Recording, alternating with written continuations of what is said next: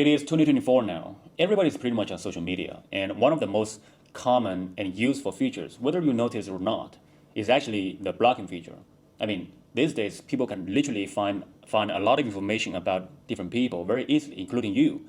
So when you want to limit the access to your information, especially the real-time information from certain characters, then blocking becomes actually quite necessary because the information online spreads quite fast. And directly or indirectly, the online information leads to real-life incidences. Nomio is kind of like a social media, but in a very different way. Social media is focusing on online, but Nomio is actually bringing people together in real life, which means that all our activities are pretty much in real life in a physical form.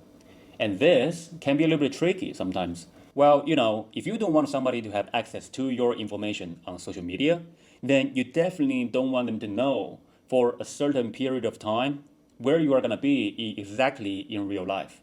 That is why today I spent some time developing the blocking feature on Domio. Now the feature is online. It's actually quite simple. Basically, if you block somebody, immediately they will lose access and also visibility to all the meetups that you host. Of course, including your page as well. So when you post something on the bulletin, they won't be able to see that too. When you host a meetup, and if you really don't want somebody to see or some people to see what you are doing, then you're definitely gonna have much more peace of mind, right? However, here's the thing. When you block somebody and you want to go to other meetups and they're not blocked by the hosts, then both of you will still be able to see the meetup. However, on the page, I'm going to do that tomorrow. On the page, basically, we're going to show a notice that, hey, let's say two of the people that you've blocked are going to this meetup. So maybe you should be more cautious or think about it before you go. At the end of the day, it sounds kind of awkward or weird, but we're all humans. We all are very different. We have different, thoughts. We have different emotions. So this is quite necessary. And at the end of the day, the power should be in the user's hands. And that's exactly what we're doing. And now I'm going to show you exactly how everything works. Let's say I want to block Logan, right? Now I go to her page and I click block, and then I click confirm. Bam, she's blocked. Now, if I go to the meetup page, as you can see, we can see the meetup that she's hosting right now. If I refresh, her meetups will be gone. Now, if I go back to unblock her again, done. And then I go back to refresh the page, bam, it'll be the same just as before. Her meetups will show up again. Now, what if she blocks me? Then on my side, the user experience will be a little bit different. Let's go to her account and use her account to block me. Block Adam, bam, done. And then if I want to go to a meetup that she hosts, then you can see I don't have access to this meetup. And if I go to her page, right, it will show and say, well, you don't have access to this page. So basically, Logan immediately becomes invisible to me. And I think it's a good thing.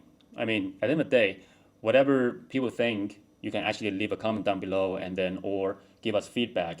You can always just click the report a bug or suggest a feature button to reach me. With this feature, we're moving more towards the user safety side of things. I mean, I really like it. I think this is a great thing.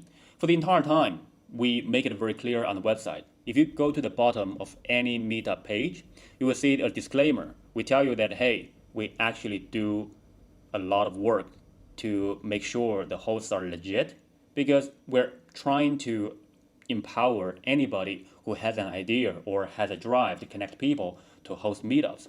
And we want to make it very easy for them to host meetups. But it doesn't mean that people are going to abuse this platform. And well, it happened before many times already. And also, if you don't know a host and then you come across a meetup that they host, then first of all, we encourage you to check out the profiles. If they have social media, then highly recommended for you to check them. This way, before you go to their meetups, you will generally have a feel of who they are and how they're like. On the host page, you will also see the shared meetups, the shared experience that you have, the history of the meetups they host, and also the memories from all the meetups they've hosted before as well. Everything we put on a page is basically to help you to understand another person because, you're going to meet in real life. And this is very important. For the entire time, we've actually been very strict on how do we design a website and how do we build the platform in a way that we can really boost the trust between people. And I do believe this is a great start. And of course, there will be way more good stuff to come.